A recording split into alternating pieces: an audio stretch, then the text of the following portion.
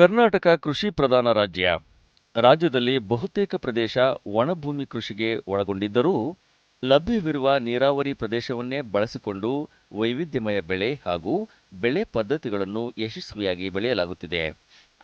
ಉತ್ತಮ ಕೃಷಿ ಪೂರಕ ನೈಸರ್ಗಿಕ ಸಂಪನ್ಮೂಲಗಳ ಮೇಲೆ ಅವಲಂಬಿತ. ಹಾಗಾಗಿ ನೀರು ಪ್ರಮುಖ ಹಾಗೂ ನಿರ್ಣಾಯಕ ಸಂಪನ್ಮೂಲವಾಗಿದ್ದು ಉತ್ಪಾದನೆ ಮೇಲೆ ತನ್ನದೇ ಪರಿಣಾಮವನ್ನು ಬೀರುತ್ತಿದೆ. ಕಡಿಮೆ ಲಭ್ಯತೆ ಇರುವ ಈ ನೈಸರ್ಗಿಕ ಸಂಪನ್ಮೂಲದ ಬಳಕೆಯಲ್ಲಿ ಹನಿ ನೀರಾವರಿ ಪದ್ಧತಿ ಪರಿಣಾಮಕಾರಿ ತಾಂತ್ರಿಕತೆಯಾಗಿದೆ. ವಿಶೇಷವಾಗಿ ನಾವು ಈ ಕೆನಾಲ್ ಬೆಲ್ಟ್ ಅಂತ ನಾವೇನು ಕರಿತೀವಿ, ನೀರಾವರಿ ಪ್ರದೇಶದಲ್ಲಿ ರೈತರು ಅತಿ ಹೆಚ್ಚು ನೀರನ್ನು ಬಳಸಿಕೊಂಡು ಮತ್ತು ಗೊಬ್ಬರದ ಅಸಮರ್ಪಕವಾಗಿ ಬಳಕೆಯಿಂದಾಗಿ ನಮ್ಮ ಭೂಮಿ ಫಲವತ್ತಾದ ಭೂಮಿ ಸವಳಿನತ್ತ ಸಾಗುತ್ತಿದೆ. ಈ ರೀತಿಯಿಂದ ನಾವು ಈ ಎಲ್ಲ ಕಷ್ಟ ಕಾರ್ಪಣ್ಯದಿಂದ ಹೊರಗೆ ಬರಬೇಕಂತ ಹೇಳಿದ್ರೆ ನಾವು ಹನಿ ನೀರಾವರಿ ಪದ್ಧತಿಯನ್ನು ಅಡಾಪ್ಟ್ ಮಾಡ್ಕೋಬೇಕಾಗತ್ತೆ.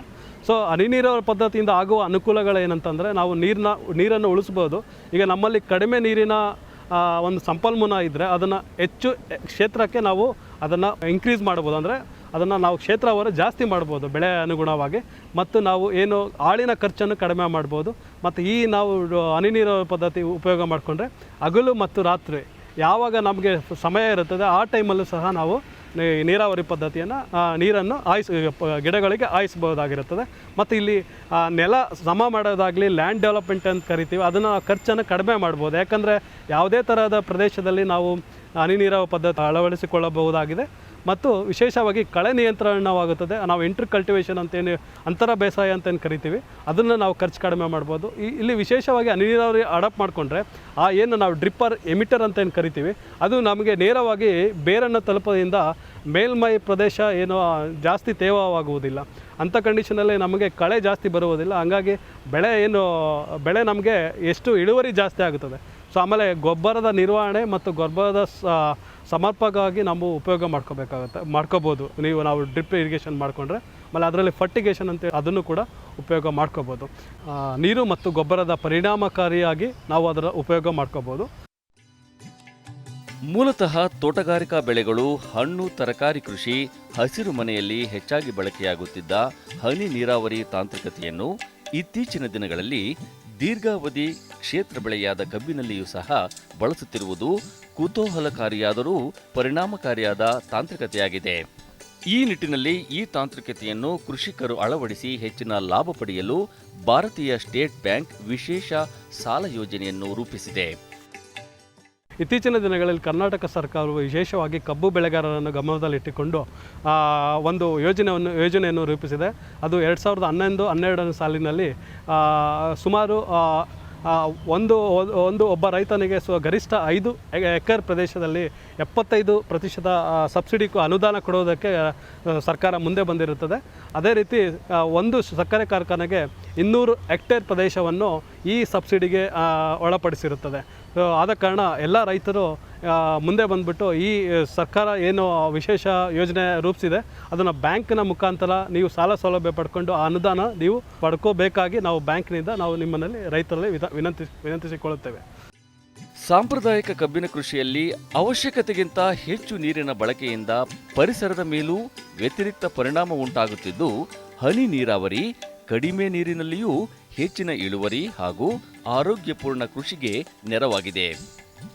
ಇದಲ್ಲದೆ ಲಭ್ಯವಿರುವ ನೀರಿನ ಸಮರ್ಪಕ ಬಳಕೆಯಿಂದ ಹೆಚ್ಚಿನ ಕ್ಷೇತ್ರಕ್ಕೆ ಬೆಳೆಯನ್ನು ವಿಸ್ತರಿಸಲು, ಕಳೆ ನಿಯಂತ್ರಿಸಲು, ಗೊಬ್ಬರ ಪೂರೈಕೆ ಮಾಡಲು ಈ ತಾಂತ್ರಿಕತೆ ಕೃಷಿಕರಿಗೆ ನೆರವಾಗಲಿದೆ.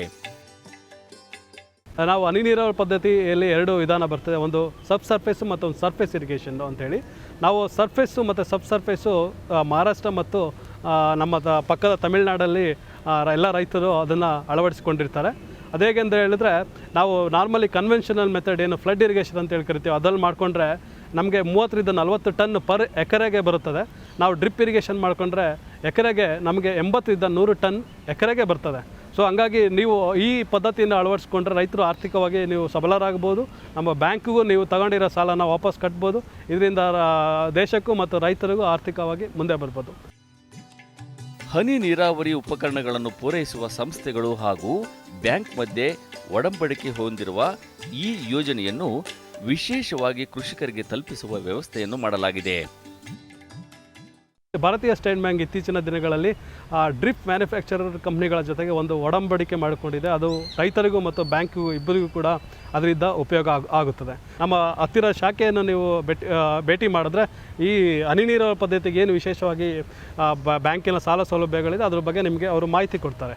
ನಾವು ಮೊದಲಿಗೆ ಬ್ಯಾಂಕ್ ಸಾಲ ಹೇಗಿರುತ್ತೆ ಅಂತ ಹೇಳಿದ್ರೆ 100%ಅಲ್ಲಿ 90% ಬ್ಯಾಂಕ್ ನಾವು ನಿಮಗೆ ಸಾಲ ಸೌಲಭ್ಯ ಕೊಡ್ತೀವಿ.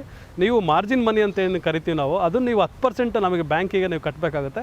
ಆ 90%ಅಲ್ಲಿ ನೀವು ಸರ್ಕಾರ ನಮಗೆ ಬ್ಯಾಕ್ ಎಂಡೆಡ್ ಅಂತೇಳಿ 75% ನಿಮಗೆ ಸಬ್ಸಿಡಿ ಕೊಡುತ್ತೆ. ನೀವು ಅಲ್ಲಿ ಕಟ್ಟಬೇಕಾಗಿರೋದು ಬರೀ 25% ಅಷ್ಟೇ ಇರುತ್ತೆ.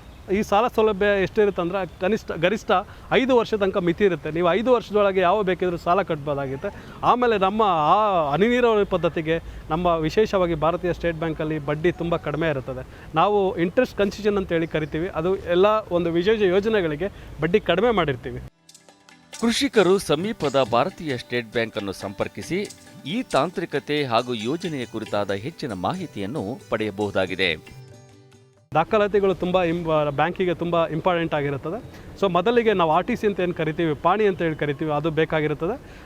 ಎರಡನೇದು ಬಂದುಬಿಟ್ಟು ಯಾವ ಮೂಲದಿಂದ ನೀರು ನಮಗೆ ಸಪ್ಲೈ ಬರ್ತದೆ ಅಂದರೆ ಕೊಳವೆ ಬಾವಿ ಆಗಿರ್ಬೋದು, ಓಪನ್ ವೆಲ್ ಅಂದರೆ ತೆರೆದ ಬಾವಿ ಆಗಿರ್ಬೋದು, ನದಿ ತೀರ ಆಗಿರ್ಬೋದು, ಯಾವುದೇ ಥರದ ಮೂಲ ನಮಗೆ ತಿಳಿಸ್ಬೇಕಾಗುತ್ತೆ. ಆಮೇಲೆ ನಮಗೆ ನೀರಿನ ಇಳುವರಿ ಬಗ್ಗೆ ನಾವು ಕರ್ನಾಟಕ ಸರ್ಕಾರದ ಗಣಿ ಮತ್ತು ಭೂವಿಜ್ಞಾನ ಇಲಾಖೆಯಿಂದ ನೀವು ನೀರಿನ ಇಳುವರಿ ಪ್ರಮಾಣ ಪತ್ರ ಕೊಡಬೇಕಾಗುತ್ತೆ. ನಿಮಗೆ ಆ ಜಾಗದಲ್ಲಿ ಗಣಿ ಮತ್ತು ಭೂವಿಜ್ಞಾನ ಇಲಾಖೆ ಇಲ್ಲ ಅಂತಂದರೆ ಯಾರಾದರೂ ನಿಮಗೆ ಕ್ವಾಲಿಫೈಡ್ ಜಿಯೋಲಾಜಿಸ್ಟ್ ಅಂದರೆ ಏನು ಭೂವಿಜ್ಞಾನಿಯವರಿಂದ ಬೇಕಾದರೆ ನಮಗೆ ಪ್ರಮಾಣ ಪತ್ರ ಕೊಡ್ಬೋದಾಗಿರುತ್ತೆ. ಆಮೇಲೆ ನಮಗೆ ವಾಟರ್ ಕ್ವಾಲಿಟಿ ಟೆಸ್ಟ್ ರಿಪೋರ್ಟ್ ಅಂತ ನಾವು ಕರಿತೀವಿ. ಅದು ಅತಿ ಪ್ರಮುಖವಾಗಿರುತ್ತದೆ ಹನಿ ನೀರಾವರಿ ಪದ್ಧತಿಯಲ್ಲಿ. ಯಾಕಂದರೆ ಒಂದು ಸ್ಯಾಲಿನಿಟಿ ಜಾಸ್ತಿ ಇತ್ತು ಹೇಳಿದ್ರೆ pH ಮತ್ತು EC ಜಾಸ್ತಿ ಇದ್ದರೆ ಅದು ನಮಗೆ ಮ್ಯಾನೇಜ್ಮೆಂಟಲ್ಲಿ ಪ್ರಾಬ್ಲಮ್ ಆಗುತ್ತೆ. ಸೊ ಅದು ಆದ ಕಾರಣ ನಾವು ನಿಮಗೆ ರೈತರಿಗೆ ವಾಟರ್ ಕ್ವಾಲಿಟಿ ಟೆಸ್ಟ್ ರಿಪೋರ್ಟ್ ನಾವು ಕೇಳ್ತೀವಿ. ಆಮೇಲೆ ನಾವು ಇಂಜಿನಿಯರಿಂದ ಒಂದು ಪ್ರಾಜೆಕ್ಟ್ ರಿಪೋರ್ಟನ್ನು ನಿಮ್ಮ ಎಸ್ಟಿಮೇಷನ್ ಏನಾಗಿರುತ್ತೆ ಅದನ್ನು ಒಂದು ಪ್ರಾಜೆಕ್ಟ್ ರಿಪೋರ್ಟ್ ಮಾಡಿಸ್ಬೇಕಾಗುತ್ತೆ. ಆಮೇಲೆ ಕೊಟೇಷನ್, ಅದಕ್ಕೆ ಬೇಕಾದಂಥ ಖರ್ಚು ಹೆಚ್ಚಾಗುವಗಳ ಬಗ್ಗೆ ಈ ಒಂದು ಕೊಟೇಷನ್ನು ನಮಗೆ ಕೊಡಬೇಕಾಗುತ್ತೆ. ಇದು ತುಂಬ ಸಿಂಪಲ್ ಡಾಕ್ಯುಮೆಂಟೇಷನ್ ಇರ್ತದೆ.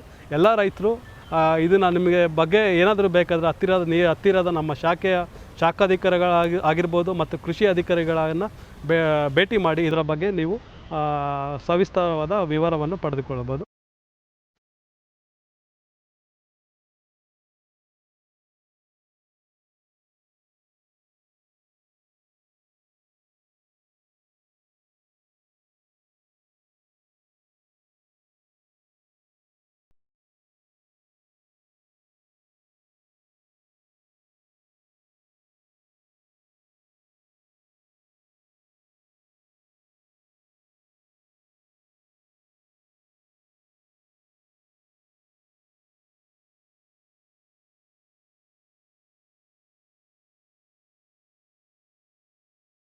ಕೊಳವೆ ಬಾವಿ ತೋಡಿ ನೀರನ್ನ ಮೇಲೆತ್ತಿ ವ್ಯವಸಾಯಕ್ಕೆ ಬಳಸುವುದು ಇಂದು ಸರ್ವೇ ಸಾಮಾನ್ಯವಾಗುತ್ತಿದೆ. ನೀರಿನ ತೀವ್ರ ಅಭಾವವಿರುವಂಥ ಪ್ರದೇಶದಲ್ಲೂ ಲಭ್ಯವಿರುವ ನೀರನ್ನೇ ಸದ್ಬಳಕೆ ಮಾಡಿಕೊಂಡು ಆಧುನಿಕ ವ್ಯವಸಾಯ ಪದ್ಧತಿಗಳನ್ನು ಅಳವಡಿಸಿಕೊಂಡು ಟೊಮೆಟೊ ಬೆಳೆದು ಯಶಸ್ವಿ ರೈತರೆನಿಸಿದ್ದಾರೆ ಚಿಂತಾಮಣಿ ತಾಲೂಕಿನ ಕುರುಬೂರಿನ KV ಆನಂದಗೌಡ ಅವರು. ಆನಂದಗೌಡ ಅವರದು ವಿದ್ಯಾವಂತ ಕುಟುಂಬ. ಇವರು ಸ್ವತಃ BE ಪದವೀಧರರು. ತಾವು ಗಳಿಸಿದಂತಹ ತಾಂತ್ರಿಕ ಕೌಶಲ್ಯಗಳನ್ನು ತಮ್ಮ ಕೃಷಿಗೆ ಪೂರಕವಾಗಿ ಬಳಸಿಕೊಳ್ಳುತ್ತಾ ಕಳೆದ 2 ದಶಕಗಳಿಂದ ಯಶಸ್ವಿಯಾಗಿ ಗುಣಮಟ್ಟದ ಟೊಮೆಟೊವನ್ನು ಬೆಳೆಯುತ್ತಾ ಅಧಿಕ ಆದಾಯ ಪಡೆಯುತ್ತಿದ್ದಾರೆ. ನನಗೆ 14 ಎಕರೆ ಜಮೀನಿದೆ, ಮಲಬರಿ 10 ಎಕರೆ ಇದೆ. ಅದ್ರ ಜೊತೆಗೆ ನಾನು ಗುತ್ತಿಗೆ ತೊಗೊಂಡು ಬೇರೆ ಒಂದು 15 ಎಕರೆ ಮಾಡಿಸ್ತಾ ಇರ್ತೀನಿ. ಟೋಟಲಿ 14 ಬೋರ್ ಇದೆ. ನಮ್ಮ ಫ್ಯಾಮಿಲಿಯಲ್ಲಿ ನಾವು ಒಟ್ಟು 5 ಜನ ಬ್ರದರ್ಸ್ ಇದ್ದೀವಿ. ಈಸ್ ಅನ್ MTech, ನನಗಿಂತ ಚಿಕ್ಕವರು. ನಾನು ಸಿವಿಲ್ ಇಂಜಿನಿಯರು, ಇನ್ನೊಬ್ಬ ಬಂದು BSc ಸಿರಿಕಲ್ಚರ್, ಇನ್ನಿಬ್ಬರು ಬಂದುಬಿಟ್ಟು ಗ್ರ್ಯಾಜುಯೇಟ್ಸ್. ಸೊ ನಾವು 5 ಜನ ಸೇರಿಕೊಂಡು ಒಟ್ಟಿಗೆ ಇದ್ದೀವಿ. ಒಟ್ಟಿಗೆ ಇದ್ದಾಗ ನಾವೆಲ್ಲನೂ ಬರೀ ಡಿಪೆಂಡ್ ಅಪಾನ್ ಅಗ್ರಿಕಲ್ಚರಲ್ಲೇ, ಬರೀ ವ್ಯವಸಾಯದ ಮೇಲೇ ಡಿಪೆಂಡ್ ಆಗಿದ್ದೀವಿ. ಟೊಮೆಟೊ ಬಂದು 21 ವರ್ಷದಿಂದ ಮಾಡ್ತಾಯಿದ್ದೀನಿ. ನಾ ಈಗ ಅಟ್ ಪ್ರೆಸೆಂಟು ಮಾರ್ಕೆಟಿಗೆಲ್ಲ ಹೋಗಿ ಫ್ರೂಟ್ಸ್ ಆಗಿರೋದು 5 ಎಕರೆ ಇದೆ. 5 ಎಕರೆಯಲ್ಲಿ ಒಳ್ಳೆ ಮಾರ್ಕೆಟ್ ಸಿಕ್ಕಿ ಸುಮಾರು ಅಂದರೆ 58 ಲಕ್ಷ ಆಗಿದೆ ನನಗೆ. ಈಗ ಆದಾಯ ಬಂದಿರೋದು 58 ಲಕ್ಷ. ನಾನು ಖರ್ಚು ಮಾಡಿರೋದು 12 ಲಕ್ಷ ಮಾಡಿಸಿದ್ದೀನಿ. ಎಲ್ಲ ಹೊಸ ಪದ್ಧತಿಗಳನ್ನ ಅಳವಡಿಸ್ಕೊಂಡು ನೀರು ಶಾರ್ಟೇಜ್ ಆಗಿದ್ದರಿಂದ, ವಾಟರ್ ಸೋರ್ಸು ಸ್ವಲ್ಪ ಕಡಿಮೆ ಆಗಿದ್ದರಿಂದ ಹೊಸ ಬೋರ್ವೆಲ್ಸ್ ಹಾಕಿದ್ರಿಂದ ಅಷ್ಟು ವೆಚ್ಚ ಬಂತೆ ಹೊರತು ಬೇರೆದೇನಿರಲಿಲ್ಲ. ಹೊಸ ನ್ಯೂ ಡ್ರಿಪ್ ಇರಿಗೇಷನ್, ಹಳೇದನ್ನೆಲ್ಲ ಬೇರೆದಕ್ಕೆಲ್ಲ ಅಳವಡಿಸ್ಕೊಂಡು ಹೊಸದು ತರಿಸಿದ್ದಕ್ಕೆ ಅಷ್ಟು ವೆಚ್ಚ ಬಂತೆ ಹೊರತು ಬೇರೆ ಏನು ಇದಾಗಲಿಲ್ಲ. ಒಳ್ಳೆ ಮಾರ್ಕೆಟ್ ಸಿಕ್ಕಿ ನನಗೆ ಇವತ್ತು 58 ಲಕ್ಷ ವರ್ತ್ ಸಿಕ್ಕಿದೆ.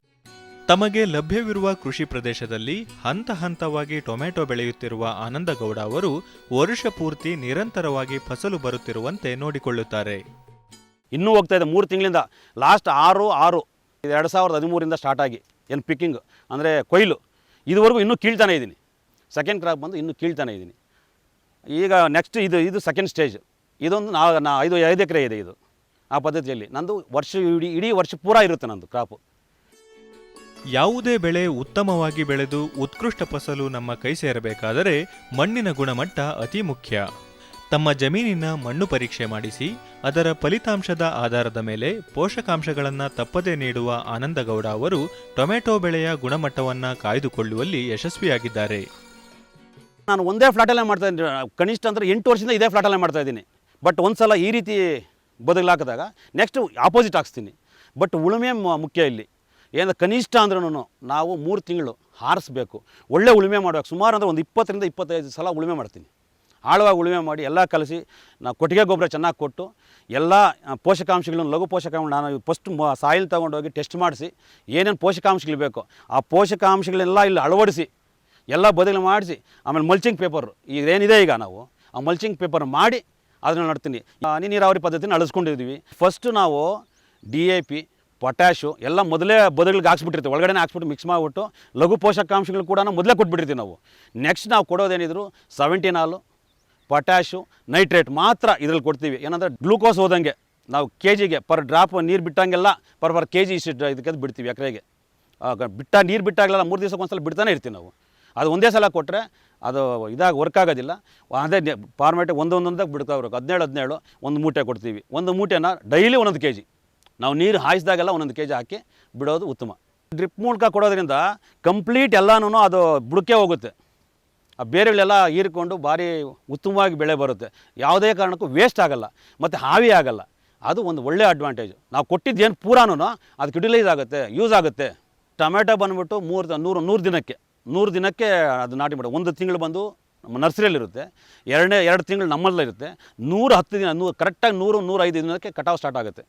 ಅದು ಕಟಾವು ಸ್ಟಾರ್ಟ್ ಆದಮೇಲೆ ಅದು ಡಿಪೆಂಡ್ ಅಪಾನ್ ನಾವು ಪೋಷಕಾಂಶಗಳು ಎಷ್ಟು ಒದಗಿಸಿದ್ದೀವಿ, ಯಾವ ರೀತಿ ಮೇಂಟೈನ್ ಮಾಡಿದ್ದೀವಿ ಏನು ಅನ್ನೋದು ಮುಖ್ಯ. ಕೆಲವರೆಲ್ಲನೂ 5 ಕಟಾವಿಗೆ ಕ್ಲೋಸ್ ಆಗಿರುತ್ತೆ ತೋಟ, ಕೆಲವರು 8ಗೆ ಕ್ಲೋಸ್ ಆಗಿರುತ್ತೆ, ಕೆಲವರು ಕಟಾವು ಮಾಡೋಕ್ಕಾಗಲ್ಲ, ರೋಗಗಳೆಲ್ಲ ಬಂದುಬಿಟ್ಟು ಈ ರೀತಿ ಆಗಿರುತ್ತೆ. ನಾನು ಕನಿಷ್ಠ ಅಂತಂದರೆ 3.5 ತಿಂಗಳು ಕಟಾವು ಮಾಡ್ತೀನಿ. ಈಗಲೂ ಇದೆ ಉದಾಹರಣೆಗಳಿದೆ, ಬಿಲ್ಸ್ ಇದೆ.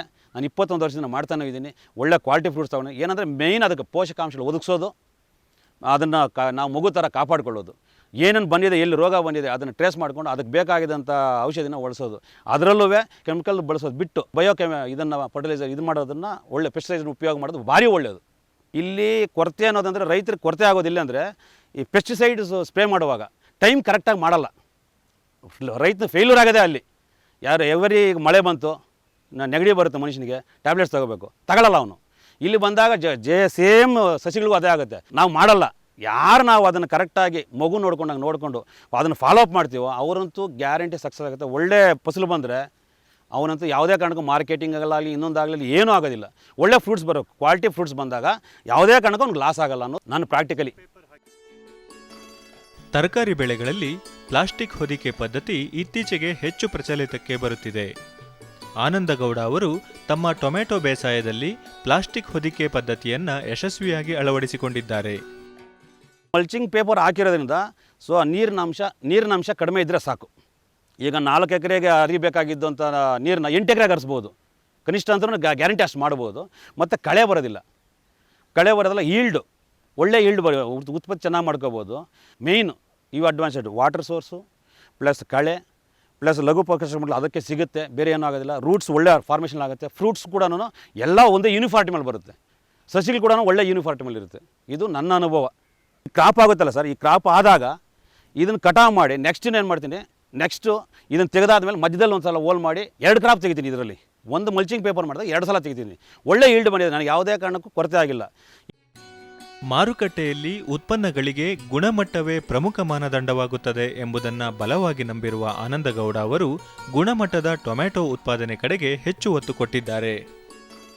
ಮಾರ್ಕೆಟ್ ಅಂದರೆ ಯಾವಾಗ ಕ್ವಾಲಿಟಿ ಮಾರ್ಕೆಟ್ ಬಂದರೆ ಮಾರ್ಕೆಟಲ್ಲಿ ಯಾರು ಏನು ಮಾಡೋಕ್ಕಲ್ಲ. ಜನ ಏನು ಮಾಡ್ತಾರೆ ಅಂದರೆ ನಮ್ಮ ರೈತರು ಅದು ಬೆಳೆ ಬಂತು ಅಂದರೆ ಎಲ್ಲರೂ ಅದಕ್ಕೆ ಮುಗಿ ಬೀಳ್ತಾರೆ.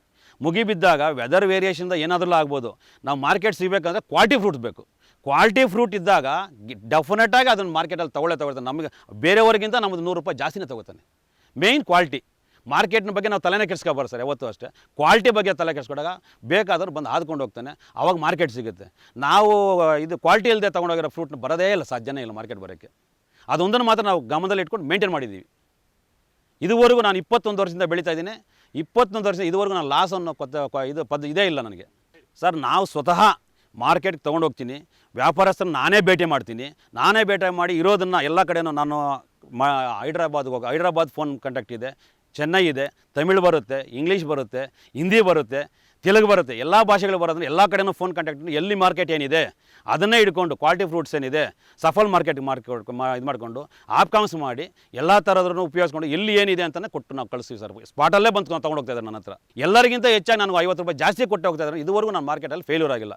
Quality plus large scale load ಬೆಳಿಬೇಕು. ಚಿಕ್ಕದಾಗಿ ಬೆಳೆದ ಖಂಡಿತ ಅವರು ತೊಗೊಳೋಗಲ್ಲ, ಎಲ್ಲ ಮಿಕ್ಸ್ ಮಾಡಿದಾಗ ಕಮ್ಮಿನೇ ಕೇಳ್ತಾರೆ. ಇದು ಅದ್ರ ಸ್ಟ್ರಾಟಜಿ ಸರ್. ಅದು ವಾರ್ಷಿಕ ಆದಾಯ ಡಿಪೆಂಡ್ಸ್ ಅಪಾನ್ ರೇಟ್ಸ್. ಈ ಸಲ ಆಗಿದ್ದೀನಿ ನಾನು 58 ಲಕ್ಷ ತೊಗೊಂಡಿದ್ದೀನಿ. ನಂದು ಮೇಜರ್ ಇದಿದೆ, ಮಲ್ಬರಿ ಇದೆ. ತಿಂಗಳ ಹೋಗ್ತೀನಿ ಮಾರ್ಕೆಟ್ಗೆ. ತಿಂಗಳ 1.5 ಲಕ್ಷ ಕಡಿಮೆ ಇಲ್ಲ ಇವತ್ತಿಗೂ. ಖರ್ಚು ಅದರಲ್ಲಿ 30,000 ತೆಗೆದಾಕಿದ್ರು 1,20,000 ಅಂತ ಖಂಡಿತ ತೊಗೋತಾ ಇದ್ದೀನಿ ನಾನು. ಇದುವರೆಗೂ ನಾನು ಅದರಲ್ಲೂ ಫೇಲ್ ಆಗಿಲ್ಲ. ಎಲ್ಲರಂತೆ ತಾವು ನೌಕರಿಗೆ ಸೇರಿದ್ದರೆ ಈ ಮಟ್ಟಿನ ಯಶಸ್ಸು ಸಿಗುತ್ತಿರಲಿಲ್ಲ. ತಾವು ನಂಬಿದ ಕೃಷಿಯಿಂದ ಹಣ, ನೆಮ್ಮದಿ, ತೃಪ್ತಿ ಎಲ್ಲವನ್ನ ಕಂಡುಕೊಂಡಿರುವುದಾಗಿ ಹೇಳುತ್ತಾರೆ ಆನಂದಗೌಡ ಅವರು. ನಾನು ಎವ್ರಿ ಇಯರ್ 15 ಎಕರೆ ಬೆಳಿತೀನಿ. ನಾನು ಉದ್ಯೋಗಕ್ಕೆ ಹೋಗಿ ಮಾಡೋದಕ್ಕಿಂತ ಹೆಚ್ಚಾಗಿ ನಾನು ಸ್ವತಃ ಬೆಳೆದ್ರೆ ನನಗೆ ಭಾರಿ ಹೆಮ್ಮೆಯಿಂದ ಇದ್ದೀನಿ. ಈಗ ನೆಮ್ಮದಿಯಾಗಿದ್ದೀನಿ. 10 ಜನಕ್ಕೆ ಕೂಲಿ ಕೊಡ್ತಾ ಇದ್ದೀನಿ. 10 ಜನನ ನಾನು ಇದು ಮಾಡ್ಕೊಂಡು 10 ಜನ ಬಂದರೆ ಊಟ ಹಾಕೋ ಕೆಪಾಸಿಟಿ ಇದೆ. ನಾನು ಉದ್ಯೋಗಕ್ಕೆ ಹೋಗಿ ತೊಂದರೆ ಇಲ್ಲ. ನಾನು ಹೌಸಿಂಗ್ ಬೋರ್ಡಲ್ಲಿದ್ದೆ. ಆಗ ಬಂದು ನನ್ನಷ್ಟು ನಾನು ಸ್ಟ್ಯಾಂಡರ್ಡಾಗಿ ಏನೋ ಒಂದು ಜ್ಯೂಸ್ ಕೊಟ್ಟು ಕಳಿಸ್ಬೋದು. ಇವಾಗ ಊಟನೇ ಹಾಕ್ತೀನಿ ಹೊಟ್ಟೆ ತುಂಬ. ಅದು ನನಗೆ ನೆಮ್ಮದಿ ಇದೆ. ಸ್ವತಃ ನನಗೆ ಆ ನೆಮ್ಮದಿ ಇದೆ. ಆ ನೆಮ್ಮದಿ ಇರ್ತಾ ಇರಲಿಲ್ಲ. ಇದ್ದಿದ್ದರೆ ಆ ನೆಮ್ಮದಿ ಮಾತ್ರ ನಮ್ಮ ಮಿಸಸ್ಸು ನಮ್ಮ ಮಕ್ಕಳು ಬೆಳಿಬೋದಾಗಿತ್ತೇನೋ. ನನ್ನ ತಮ್ಮಂದ್ರೆಲ್ಲ ಗೂಡು ಹಾಕ್ಕೊಂಡು ಅವ್ರಿಗೂ ಒಳ್ಳೆಯ ಎಜುಕೇಷನ್ ಕೊಟ್ಕೊಂಡು ಎಲ್ಲರೂ ಕೂಡ ಹಾಕೊಂಡು ಬೆಳೆಯೋಕೆ ಆಗ್ತಾ ಇರಲಿಲ್ಲ. ಇದರಿಂದ 10 ಜನಕ್ಕೆ ಉಪಯೋಗ ಆಗಿದೆ ಅಂತ ನನ್ನ ಭಾವನೆ. ನಾನು ನೆಮ್ಮದಿಯಾಗಿದ್ದೀನಿ ಸರ್. ಈಗಂತೂ ಹೆಮ್ಮೆಯಿಂದ ಹೇಳ್ತೀನಿ. ಕೃಷಿ ನೆಮ್ಮದಿ ಕೊಟ್ಟೆ. ಮನಸ್ಸು ಭಾರಿ ಖುಷಿಯಾಗಿದ್ದೀನಿ ಸರ್ ನಾನು.